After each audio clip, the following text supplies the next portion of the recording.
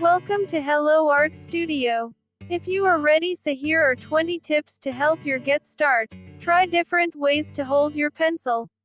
This might seem like a strange drawing tip for artists, but it really works.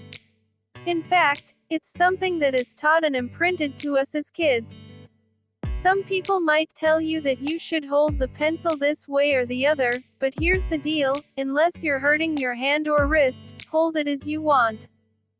Sometimes, your drawings or even your writing might not be going well simply because the way you're holding your pen, pencil or brush isn't appropriate for you. Try different ways to hold your pencil. Don't hurt yourself. At times, even when drawing. Now, I did not have a problem with the pencil itself. It was the surface I was working with that needed to be changed.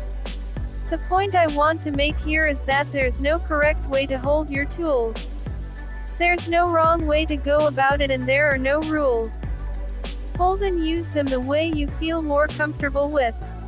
If someone gave you some advice on how they go about their tools, do try them out, but if you feel that it doesn't work with you, leave it.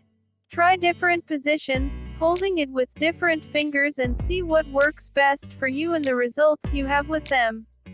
Once again, be careful not to hurt yourself. Find the most comfortable way to draw, without it hurting you. Subscribe now and hit the bell icon for daily notification.